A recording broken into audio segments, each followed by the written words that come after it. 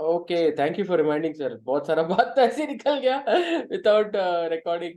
Right, thank you to mister Amit Ranade to join us. And आज जो preview है India New Zealand के मैच के बारे में प्रीव्यू करेंगे, और हम बात भी करेंगे जो लीग स्टेज हुआ है उसमें। We look at the losers perspective. Semifinal में 4 विनर्स तो आ चुके हैं जो टॉप 4 है, बट बाकी क्या लेके जा रहे हैं उनके बारे में थोड़ा बात करेंगे। जो सुन रहे हैं उनसे थोड़ा खेद है या अनुरोध है कि जो बम फटाके फोड़े जा रहे हैं, बेयर विद देम, कुछ नहीं कर सकते, वो तो फोड़ते ही रहेंगे। राइट सर, सो आपको स्वागत करते हैं आपका। थैंक यू फॉर बहुत बहुत ज्वाइनिंग। धन्यवाद। So India 9 out of 9 wins करता है, कैसा लग रहा है? मतलब ये कुछ ज्यादा ही, वो कहते हैं ना कि हजम नहीं हो रहा क्रिकेट। आप क्या कहेंगे इसके बारे नहीं, में? पर देखिए, अगर आप देखेंगे तो, एंड मे बी शायद से you can correct me, but 2000 मेरे ख्याल से 15 में या 19 में, आई थिंक दोनों में से एक में सिचुएशन काफी सेम थी। इंडिया अपने सारे मैचेस जीत के आया था। और काफी सिमिलर सिचुएशन थी उस वक्त भी, हम कोई भी मैच हारे नहीं थे।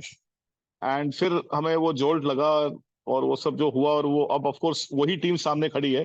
पर फर्क सिर्फ ये है कि उस वक्त और इस वक्त में काफी फर्क है। और मेन फर्क जो मैं कहूंगा वो ये है कि एक तो जो टीम जिस तरह आपस में जेल हुई है। आई थिंक उस वक्त अगर आप देखेंगे तो फिर भी धोनी थे उस वक्त, तो युवराज थे, और फिर देर वॉज काफी सारा ड्रेसिंग रूम डिस्कशन निकल के आ रहा था, काफी थोड़े कॉन्फ्लिक्ट्स निकल के आ रहे थे। पोजीशंस और सिलेक्शंस के ऊपर काफी डिस्कशंस और कंसर्न्स थे। इस बार आई थिंक राहुल द्रविड़ की वजह से मैं काफी हद तक कहूंगा कि टीम का जो ओवरऑल स्टेबिलिटी है बहुत स्ट्रांग है। आई मीन, आप सोच के देखिए कि हार्दिक पांडे जैसा one of the best allrounders, one of the finest allrounders, वो आज नहीं है। ये हमको बार बार याद करना पड़ता है। मतलब अगर आप काफी लोग तो भूल चुके हैं कि वो मतलब इस टीम में एक इंटीग्रल पार्ट थे। और ऐसा नहीं है कि वो अच्छे प्लेयर नहीं है, पर जो बेंच स्ट्रेंथ क्रिएट किए, जो टीम की स्टेबिलिटी है, जो लोग वेट कर रहे हैं और परफॉर्म करने के लिए, उसकी वजह से काफी हद तक इम्पैक्ट पड़ गया। तो मुझे लगता है कि 2019 से सिचुएशन काफी अलग है। मुझे, मैंने सारे वर्ल्ड कप फॉलो किए। उस वर्ल्ड कप और इस वर्ल्ड कप में मुझे एक कॉन्फिडेंस है, मुझे कोई डाउट फाइनल में आएगा। तो this I can very with lot of conviction I can say that. Right sir, right. नहीं नहीं, सही बोल रहे हैं आप कि टीम का कॉम्बिनेशन अच्छा है। We had a very long streak in 2003 of matches together, और 2015 में, लेकिन डिफरेंस मैं बताता हूँ। 2003 में भी हम we played some weak teams also. Zimbabwe खेल गए, केन्या खेल गए, ये सब खेले। लेकिन सुपर 3 जब गए थे, सुपर 6 में था, तो we had to play some strong teams there.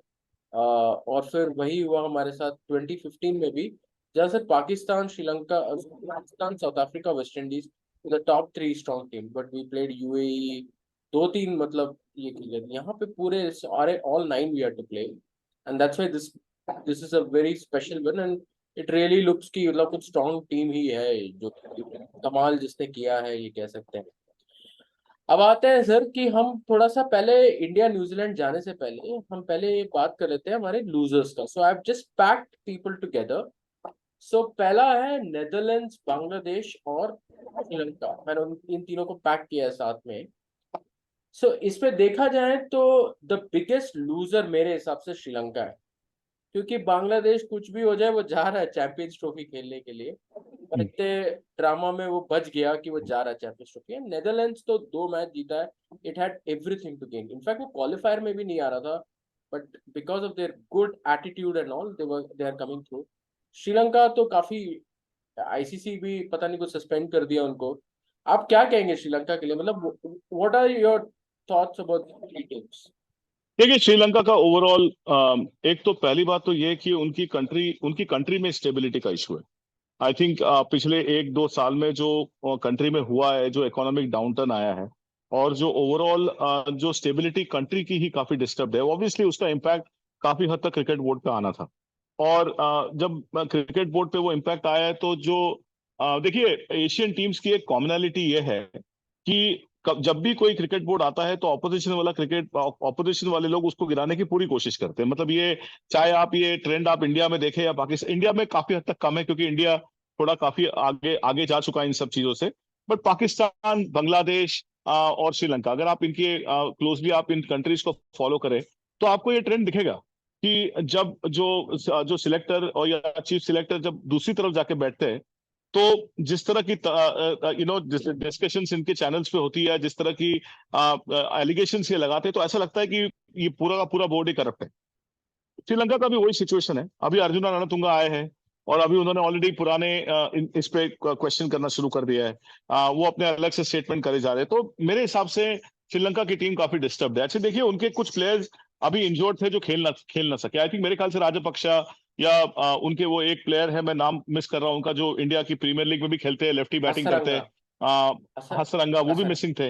हाँ, तो हसरंगा भी मिसिंग थे। तो ये इन लोगों के आने से टीम थोड़ी सी मेच्योरिटी आएगी, क्योंकि ये थोड़े एस्टेब्लिश प्लेयर हैं।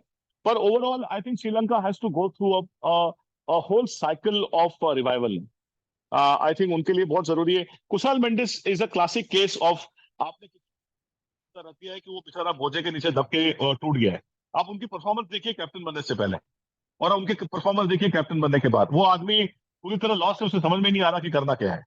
वो फील्ड पे कैप्टन कौन है यही समझ में नहीं आ रहा। एंजेलो मैथ्यूज जो कि अचानक टीम में आए, he seems to be controlling a lot of things on the field. Of course 100 से ऊपर गेम्स खेल चुके हैं, उनके उनका एक्सपीरियंस काफी हाई है। पर I think overall the team needs direction. मेरे हिसाब से they will have to look for a leader.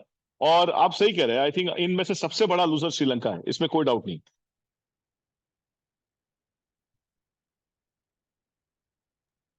बात करते हैं मतलब may be a couple of lines for and then I wanted to speak about Bangladesh ki while they're lucky enough to get to the Champions Trophy. But according to our one of our podcaster Avijit, उनका कहना है कि Bangladesh is easily the worst team in the circuit. They just मतलब कि बस एक अच्छा win Afghanistan के साथ फर्स्ट विन हुआ, पर अदरवाइज वो वही गलतियां दोहराते रहते हैं, उनको कोई मतलब समझ ही नहीं है गेम का। देखिए, And तो बांग्लादेश, मैंने जैसे आपको कहा ना कि श्रीलंका, बांग्लादेश, पाकिस्तानी कोई अलग नहीं है। अब आप अगर बांग्लादेश का देखें तो आप ये मेरे को बताइए कि वर्ल्ड कप में आप अपने पर्सनल ईगो और हैसल्स कैसे मतलब ला सकते हैं। आप सोचिए, तमीम, उनकी टीम क्लियरली एक्सपीरियंस और स्टेबिलिटी लैक करी और आप तमीम इकबाल को घर छोड़ के आ गए। अब तमीम इकबाल और साकिब हसन का इस हद तक है कि मतलब आप कहाँ सुनेंगे कि कोई कंट्री का कैप्टन कह रहा है कि अगर इसको खिलाए तो मैं खेलूंगा नहीं। ये हमारी हुआ करता था कि हमारे बचपन में जब हम गली में मोहल्ले में खेलते थे तभी होता था कि अगर ये खेला तो मैं नहीं खेलूंगा, या मेरी टीम में नहीं खेलेगा। और अब आप सोचिए कि वर्ल्ड कप के लेवल पे तमीम इकबाल अगर खेलेंगे तो साकिब नहीं खेलेगा। ये किस किस्म का डिस्कशन है? और अगर किसी कंट्री में इस किस्म का डिस्कशन चल रहा है तो आप उसका असर सोच सकते हैं कि क्या होने वाला है। और it is all in front of us क्या हुआ है। और मतलब जिस तरह की चीजें हुई है, अब आप देखिए वहां पे भी सेम प्रॉब्लम है। मोहम्मद अशरफुल स्टेटमेंट दे रहे कि अगर मैं साकिब की जगह होता तो मैं एंजेलो मैथ्यूज को वापस बुला देता। अब ये मतलब आप सोचिए कि कंट्री में कितना स्प्लिट है।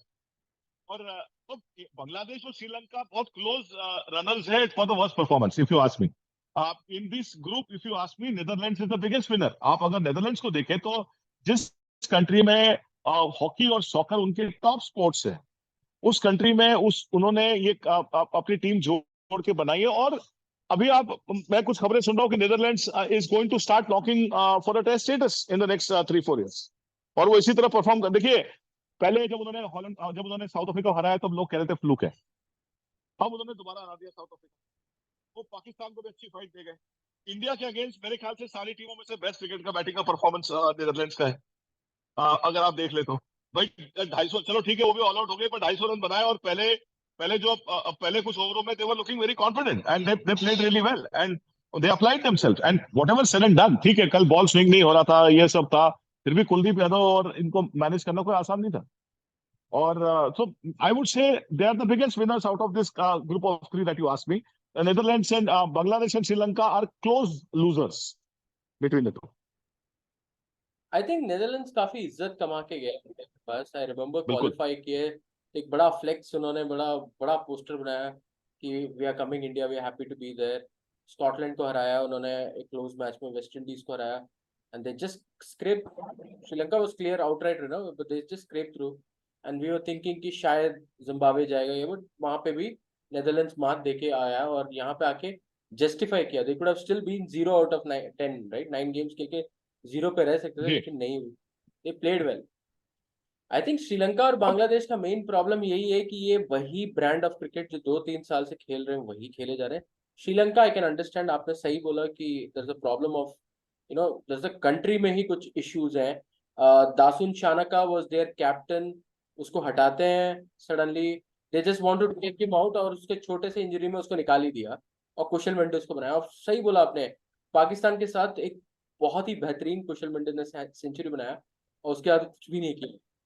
So all these things put together and Bangladesh, I think, आप देखिए Afghanistan, when we come to Afghanistan 8 point लेता है इस बार, right?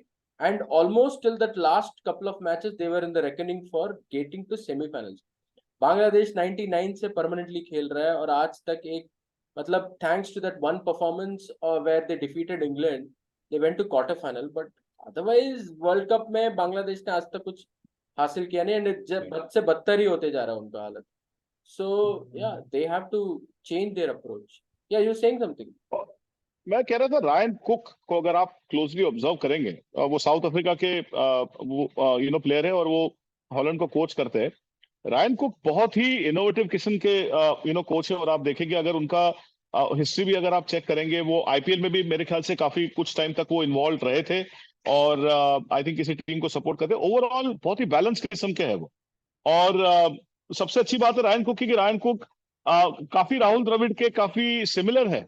अगर आप नोटिस करेंगे तो वो काफी बिलीव करते हैं प्लेयर्स को रोटेट करने में, नए प्लेयर्स को चांस देने में, और यही है तरीका टीम को डेवलप करने का। अगर आप ये लेगेसी से जाएंगे या आप ये कहेंगे कि यही थे हमारे प्लेयर और इन्हीं के साथ हम चलते रहेंगे, तो फिर आपका हाल पाकिस्तान जैसा हो जाएगा।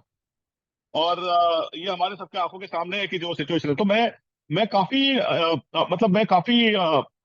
इम्प्रेस्ड हूँ रायन कुक से। जहां तक मुझे याद है कि आईपीएल में शायद से वो सनराइजर्स के लिए उन्होंने कुछ टाइम तक टाइम स्पेंड किया था।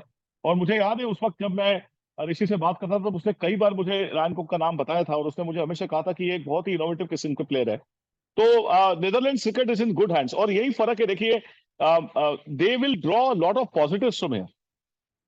दे are a lot of positives, they have their confidence is high है।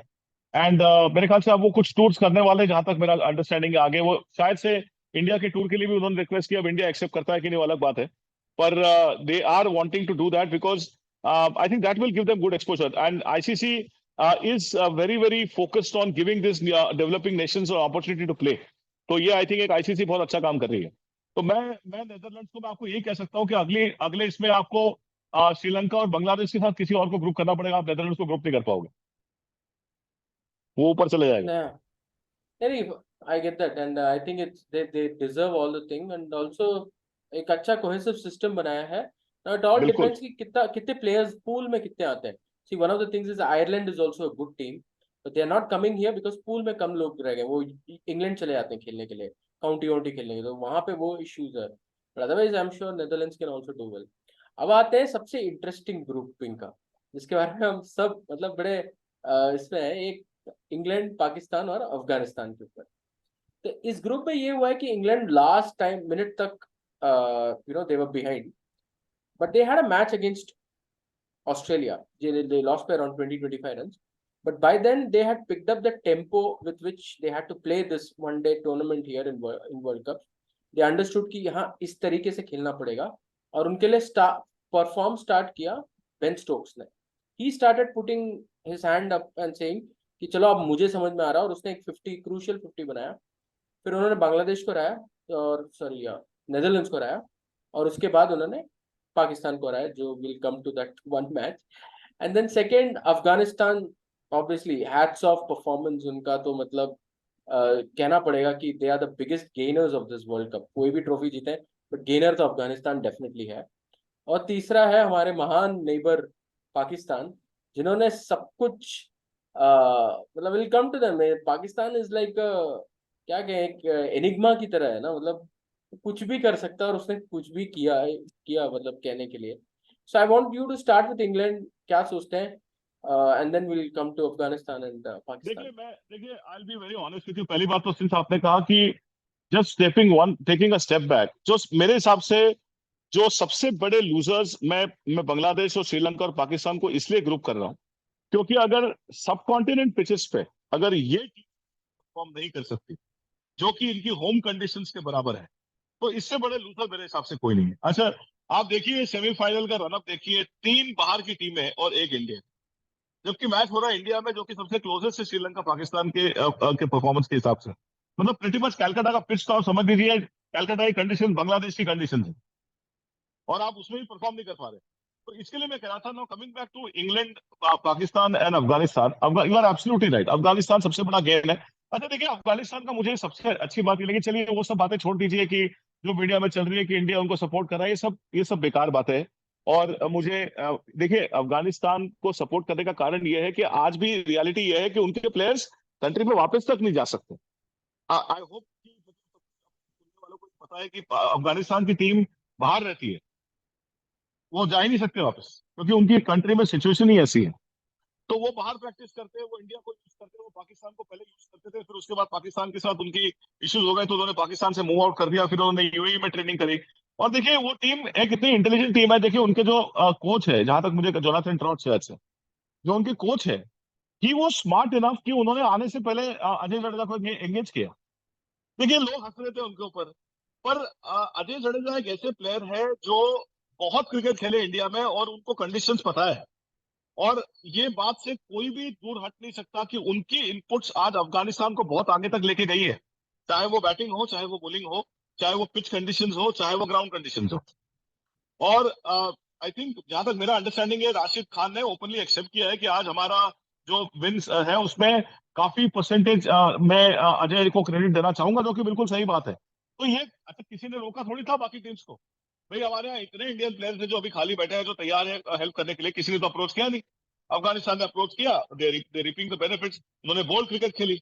आप वो अभी जो उमर जाई को आप देखिए, वो बिल्कुल बेबाक क्रिकेट खेलता है वो, उसे किसी चीज का डर नहीं है। और दूसरा ये है कि अजय जडेजा का इन्फ्लुएंस टीम पे दिख रहा है। मैं जब उमर जाई को देखता हूँ तो मुझे अजय जडेजा दिखता है 2003 वर्ल्ड कप का, जब उसने लो पिटाई मारी उसने वकार यूनिस की, बिना किसी के डर के उसको 3 बार स्टैंड के बाहर पहुंचा दिया उसने, जबकि लोग डर डर के मारे थर थर कांप रहे थे वकार यूनिस से। तो ये जो रब ऑफ हो रहा है टीम के ऊपर, ये क्लियरली दिख रहा है। और देखिए आप गुरबाज को देखिए, चलिए ठीक है वो कुछ मैचेस में बना नहीं पाया, पर Gurbaz is like Fakhar Zaman, he is in fact more consistent than Fakhar Zaman.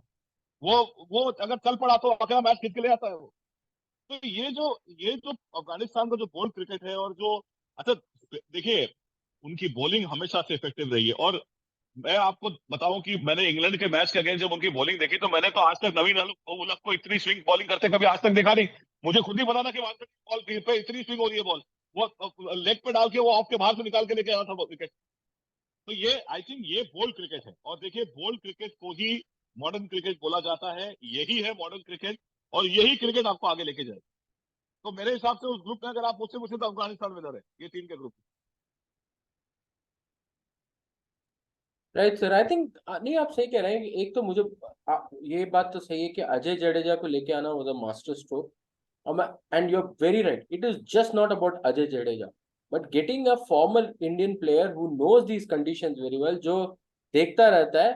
आपने एक ऐसे खिलाड़ी को ले, Ajay Jadeja is just the person. It could have been anybody else also, could have known this and worked and got this thing done.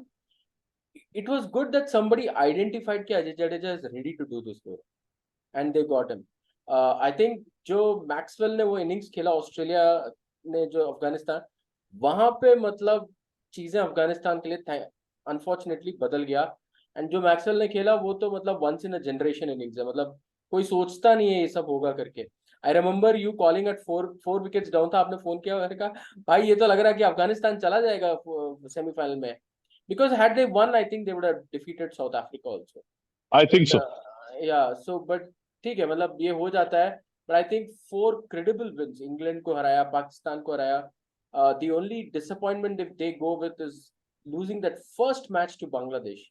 अच्छा, I don't know how they. आप जो ये कह रहे हो, आप जो ये कह रहे थे अजय जडेजा की बात, ऑस्ट्रेलिया ने भी विटोरी को एंगेज किया है। देखिए ऐसा नहीं है कि टीमें एक दूसरे से सीखती है। ये कोई ऑस्ट्रेलिया में विटोरी बैठा हुआ है, और विटोरी एक ऐसा प्लेयर है जिसको इंडियन कंडीशंस किसी और से मतलब और किसी को बेटर पता नहीं है बाहर के स्पिनर को। वो सबसे सक्सेसफुल स्पिनर रहा है।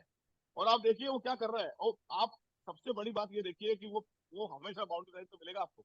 और झांपा से इतनी बातें करता है कि झांपा के घर वाले भी उससे इतनी बात नहीं करते हो। सही बात है, आप सही बात नोटिस है, करिए इस बात। सही बात है, सही बात। राइट, टाइम टाइम को ध्यान रखते हुए अभी आते हैं सर इंग्लैंड के बारे में 2 लाइन, और उसके बाद सीधे हमारे फेवरेट टॉपिक देखिए पाकिस्तान पे आए हैं। देखिए मैं इंग्लैंड को लेके ज्यादा वरीड नहीं हूँ। देखिए मैं आज भी बात बोलता हूँ, और खैर लोग मेरे से एग्री नहीं करेंगे, पर मैं अभी भी कहता हूँ कि अगर ये वर्ल्ड कप दोबारा आज कल से शुरू किया तो मैं फिर भी इंग्लैंड को टॉप 4 में गिनूंगा। और उसका कारण ये है कि इंग्लैंड का सिस्टम काफी स्ट्रांग है। आई थिंक देखिए ये अगर कोई दूसरी कंट्री होती तो अभी तक बटलर को सैक कर दिया होता, या अभी तक कोच पूरा बता, मेरे हिसाब से कुछ नहीं होगा। मुझे अनलेस एंड बटलर खुद डिसाइड करे निकलना, मुझे नहीं लगता कि कोई ज्यादा फर्क पड़ेगा। ऑफकोर्स कुछ प्लेयर्स हैं जो रिटायर हो रहे हैं, उनकी बात अलग है। आई थिंक कुछ लोग के कॉन्ट्रैक्ट खत्म हो रहे हैं। पर देखिए ये टीम वर्ल्ड कप जीत के आई हुई है। ये देखिए ये कोई ऐसी टीम नहीं है कि जो मतलब बिल्कुल ही खत्म हो गई है या कुछ हो गया। ठीक है, they have had a bad run, they have unfortunately they have the late bloomers, they have probably taken too much of time, but ये वर्ल्ड कप जीत के आई हुई टीम है। ये इनका सिस्टम काफी स्ट्रांग है। They will go back and relook at what has gone wrong, they will reinvest in where it is required. ये टीम वापस बाउंस बैक करेगी। तो मैं इंग्लैंड को लेके मतलब मेरे मन में कोई शंका नहीं है। अगर आप कहते हैं कि सबसे बड़ी चिंता मुझे किस टीम की है, तो वो टीम है पाकिस्तान। उस टीम का जो हाल हो चुका है, और अब जो उसका हाल होने वाला है अगले चंद दिनों में, भगवान अल्लाह खैर बनाए हमकी। और मैं समझ में सच में समझ में नहीं आ रहा। और मुझे दुख इस बात का है कि पिछले 50 साल में कुछ भी नहीं बदला है वहां पे। जो जैसी सिचुएशन हर हर वर्ल्ड कप के बाद होती है, हर चैंपियंस ट्रॉफी और हर एशिया कप के बाद होती है, वही सिचुएशन अब हो चुकी है। मतलब देखिए, मैं आपको कब, आपको याद है मैंने आपको कब कहा था कि सरफराज वापस आएंगे कैप्टन बन के? आप याद करिए वो पॉडकास्ट अपना, I think the third loss है ना? हाँ, थर्ड लॉस पे, जो थर्ड स्ट्रेट लॉस था, हो गया आई थिंक हो अफगानिस्तान गया। के बाद ही, अफगानिस्तान मैच के बाद, करेक्ट। वो आ गए वापस। और अब मैं आपको एक और बात बताता हूँ, एक इंटरेस्टिंग बात ये चल रही है कि शोएब मलिक को वापस ला रहे हो T20 में। T20 में भी अब देखिए, मुझे एक बात समझ में आती है, वो T20 में तो सक्सेसफुल टीम है। मतलब आप अगर देखेंगे तो उनका T20 का ही रिकॉर्ड अच्छा है। अब उसमें वो डिस्कशन चल रहा है कि चलो शोएब मलिक को लेकर, अरे भाई क्या हो रहा है, क्या मतलब पाकिस्तान क्रिकेट बोर्ड, मतलब क्या आप सोच रहे हो, क्या आप कर रहे हो? और जो लाने की बात कर रहे हैं उनका खुद का ठिकाना नहीं है। अभी 2 महीने, 1 महीने के अंदर इलेक्शन होंगे, हो सकता है वो भी नहीं रहे। तो आप मतलब ये सोचिए कि मेरे हिसाब से अगर इसमें सबसे बड़ा अगर कोई कंसर्न है मेरे लिए, और जिस पे इम्पैक्ट है, तो वो है पाकिस्तान क्रिकेट। मतलब मैं मुझे और सौरभ गांगुली की बात सुने, अच्छा ये सबसे वर्स्ट चीज है कि यही बात अगर हम बोले तो कोई नहीं सुनता, पर सौरभ गांगुली ने सुनी तो वो सारे लोग सुनने को तैयार है। तो ये आप ये देखिए कि उनकी पूरी क्रिकेट, और दिस इज वेयर मैं इसका पूरा क्रेडिट, इस टीम को डिस्ट्रॉय करने का पूरा क्रेडिट मैं रमीज राजा को दूंगा। उसका कारण यह है कि आप ये देखिए कि उस आदमी ने पूरी जो लोकल जो क्रिकेट थी वो खत्म कर दी। आज भी आज भी वहां पे जो बैंक के टूर्नामेंट्स होते थे या जो 4 डे क्रिकेट थी वो खत्म हो चुकी। किसी को खेलने में कोई इंटरेस्ट नहीं है। अगर आप जाके 4 डे क्रिकेट का हाल देख ले तो आप समझ में नहीं आएगा कि गले मोहल्ली क्रिकेट चल रही है कि कायदे आजम ट्रॉफी चल रही है। आप डिफरेंस नहीं कर पाएंगे। और सिंपल सी बात यह है कि कल गांगुली ने यही बात कही कि आप T20 खेलिए पर आप पैसे कमाइए उससे, और आप T20 से वनडे और टेस्ट मत खिलाइए। ये रूट ये रूट नहीं हो सकता। शादाब खान वेस्ट इंडीज में अपना टेस्ट डेब्यू करते हैं T20 के बेसिस पे। आज हशर देखिए उनका क्या हो चुका या है। कल वो जिस जिस बॉल पे बोल्ड हुआ है राशिद खान ने उनको बोल्ड किया शायद से, वो गुगली थी। और कमेंटेटर हंस रहे थे कि ये खुद जो गुगली गुगली बॉलर है, इनको खुद समझ में नहीं आ रहा कि सामने वाला बॉल कैसे कर रहा है। मतलब आप क्या करेंगे? आप मतलब वो हाथ नहीं रीड कर पा रहे राशिद खान। मैं मेरे ख्याल से बहुत मुश्किल है। और अगर हम चाहे तो इसमें और एक और पॉडकास्ट सेपरेटली कर सकते हैं अगर आप चाहे तो। पर Pakistan cricket is in turmoil, I तो think that is so. My I submission. think so. I think so. We should do a separate podcast after the World Cup ends. We should do a separate podcast on Pakistan specifically and what it really means. Because one, it's good entertainment. एक तो मैं बताऊंगा, मतलब आप सोचिए ये लोग coach लेके आए मिकी आर्थर को। मिकी आर्थर आया बिकॉज नजम सेठी चाहता था कि वो, नजम सेठी खुद ही 4-5 महीने के लिए थे, वो चाहता था कि मिकी आर्थर आए। आप मानेंगे नहीं, पेविलियन करके उनका जो शो है उसमें फकर आलम जो चलाता है, उसको बोला कि लास्ट 3 इयर्स से forget about Mickey Arthur not winning anything, but वो जिस टीम के साथ एसोसिएटेड है वो नंबर लास्ट पे ही आया है। Last 3, Sri Lanka premier league, Sri Lanka का कुछ तो ये कुछ डोमेस्टिक टूर्नामेंट, और काउंटी में भी जो टीम था वो लास्ट का लास्ट आया, मतलब डिवीजन 2 का कुछ था उसमें भी लास्ट आया वो। डर्बी और शायर। हाँ डर्बिशायर। अब आप सोचिए ये जो लेके आ रहे हैं ये भाई साहब ला इवन प्रैक्टिस मैचेस खत्म होने के बाद आया है ये इंसान इंडिया, कहता है कि मैं जूम अच्छा में ही तुमको जूम में अच्छा राजीव, कोचिंग करूंगा। अच्छा राजीव, वर्क फ्रॉम होम का कॉन्सेप्ट अलग लेवल पे ले गए वो। वर्क फ्रॉम हाँ होम का कॉन्सेप्ट अलग लेवल। पर एक एक बात बताऊं मैं आपको, अच्छा ठीक है, मैं ऑफकोर्स आपकी बात बिल्कुल सही है विकी आर्चर, पर ये जो आज इनका हसर हुआ है विकी आर्चर, ये भी किसकी वजह से हुआ है? ये उनकी उनकी पुरानी हरकतों की वजह से हुआ है। इन हाँ द हाँ पास्ट देयर आर तीन तीन इंस्टेंस ऐसे हुए हैं जहां इंटरनेशनल कोच को 2 महीने के अंदर सैक करके निकाल दिया गया। अब देखिए, आप ये बताइए मेरे को कि कौन सा कोच आएगा बिना ये साइन किए हुए, और इसलिए अगर आपको पता हो तो उसने डर्बिशर का कॉन्ट्रैक्ट भी नहीं छोड़ा। उसका उसका ये था कि मैं वहां से कोचिंग करूंगा, मैं डर्बिशर का कॉन्ट्रैक्ट भी नहीं छोड़ूंगा, और मैं पाकिस्तान को वहां से कोच करूंगा, क्योंकि उनको पता था कि कहीं ना कहीं उनको निकाल देंगे तो आदमी क्या करेगा। तो ये इन्हीं का किया धरा है। देखिए ऐसा है ना कि दूध का जला हुआ छाछ भी फूक फूक के पीता है। तो इसमें वो भी क्या करेगा? अगर हिस्ट्री आपकी दिखा रही है कि this is what you do with your coaches, भाई मैथ्यू एडन के साथ भी यही किया इन्होंने। तो obviously that is exactly what they will do. भाई बॉब विल्मर साहब तो सीधा स्वर्ग ही सिधार गए इनके साथ काम करके। तो मतलब आप बताइए कि कौन सा कोच हिम्मत करेगा अपने आप को बिना प्रोटेक्ट करे यहाँ पे आने की?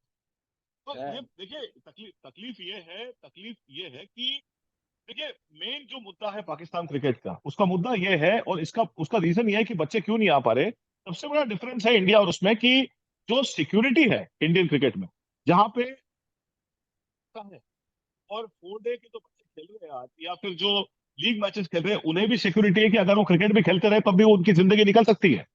पाकिस्तान में किसी भी किस्म की सिक्योरिटी नहीं है। आप ये देखिए कि गिल के साथ, मुझे वो लड़के का नाम याद नहीं है, गिल के साथ जब अंडर 19 का टूर्नामेंट चला था, पाकिस्तान के जो बेस्ट बैट्समैन थे, आज उनका कहीं आता पता नहीं। जबकि गिल आज इंडिया में क्रिकेट खेल रहा है, क्यों? क्योंकि इंडिया ने उसमें इन्वेस्ट किया, वो उसकी उसको सिक्योरिटी थी, वो क्रिकेट खेलता गया।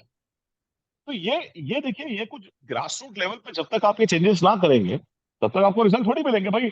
आप T20 PSL खेल के अगर आप वहां से अगर वनडे टीम सिलेक्ट करेंगे तो यही असर होना है। नहीं, ये बात तो पक्का है कि जितने भी खिलाड़ी हैं ये सबके सब मतलब सिर्फ T20 प्रोडक्ट्स हैं, ये तो पक्की बात है। तो द ओनली थिंग इज कि मतलब इतना खराब प्लानिंग कोई कर सकता है ये मैं सोच नहीं सकता। एंड सेकंड जो मैंने जो नोटिस किया, जब 4 लॉसेस एक साथ हुआ, so then I mention this to you, Shahid Afridi के कहने पे इन्होंने फकर जमान को टीम में लेके आए, इफ्तिकार को ऊपर किया, थोड़ा बोल्ड डिसीजंस लेने की कोशिश जरूर किया कि कुछ तो डिफरेंट करें करके। So when you have talent inside who can help Pakistan cricket जो अंदर ही है, आप क्यों बाहर ढूंढ रहे हैं? मेरी समझ के बाहर है, मतलब आई जस्ट मतलब कांट आप अंडरस्टैंड। मतलब I cannot imagine that a country who has Shoaib Akhtar, Wasim Akram and Waqar Yunus has to bring Morne Morkel। मतलब आप क्या कर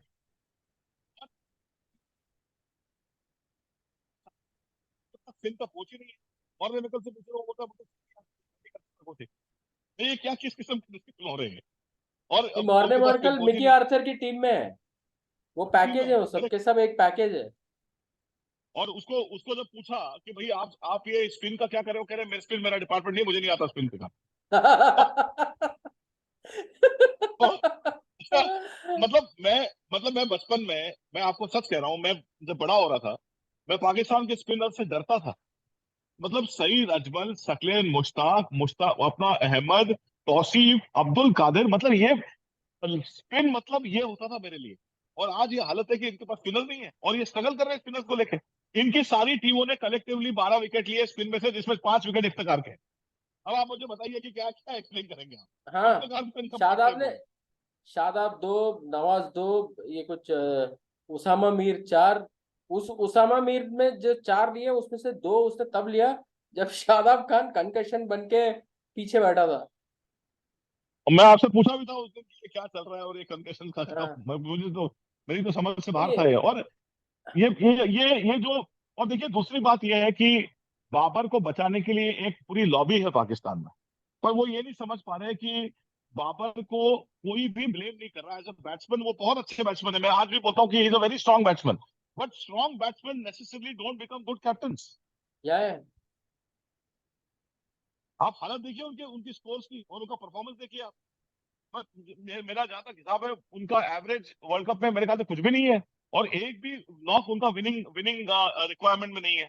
सारे आप ये देखिए लास्ट में इंग्लैंड के साथ भी उन्होंने मेरे ख्याल से 61 बॉल में 60 रन बनाया, जो भी रन बनाया, क्या मतलब है इसका? हाँ वो तो आप दैट इज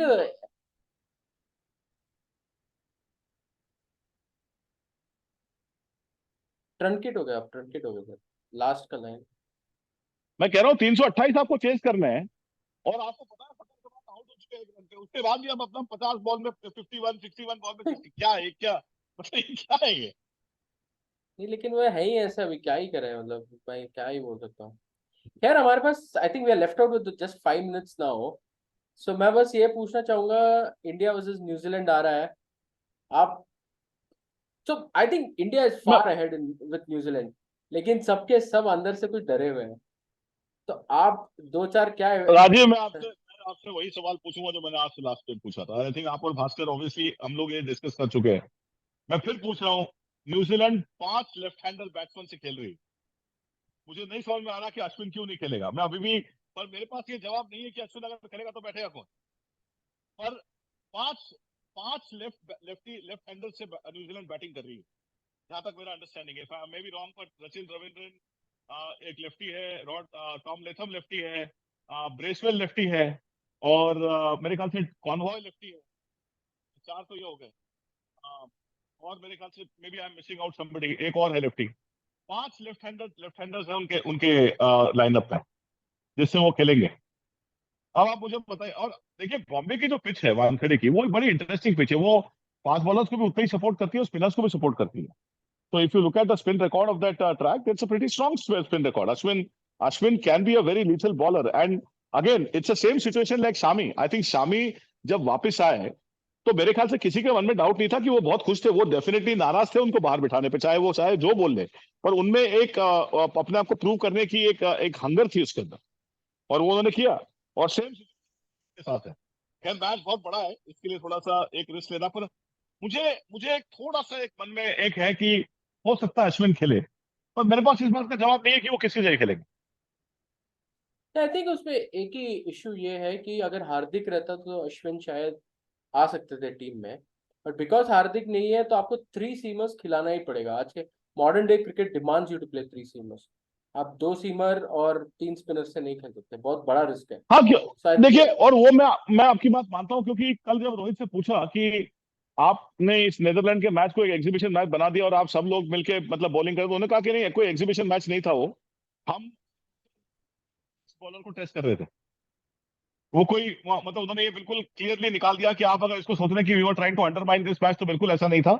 हम ये टेस्ट कर रहे थे कि अगर हमको 6 बॉलर में को 2, 3 या 4 ओवर करने पड़े अगर इमरजेंसी में, तो ये चारों पांचों में से कौन करेगा। तो कल आप देखिए, सूर्य ने बॉलिंग करी है, कल विराट ने बॉलिंग करी, कल रोहित ने बॉलिंग करी। तो आई थिंक उस मामले में भी वो सिंसियरिटी से उन्होंने जवाब दिया। खैर मुझे नहीं पता कि वो कितना सिंसियरली जवाब दे रहे थे और रियलिटी क्या थी, पर कहा तो मुझे लगा कि शायद से अश्विन नहीं खेलेंगे, क्योंकि अगर ये वो टेस्टिंग थी तो फिर अश्विन का जगह नहीं बनती। नहीं, मुझे तो I doubt whether he play, Ashwin will play. मुझे नहीं लगता खेल पाएंगे करके। So we have, I think this combination will work मतलब एंड दिस इज व्हाट। क्योंकि कुलदीप जिस फॉर्म में है, उनको निकालना मुश्किल है।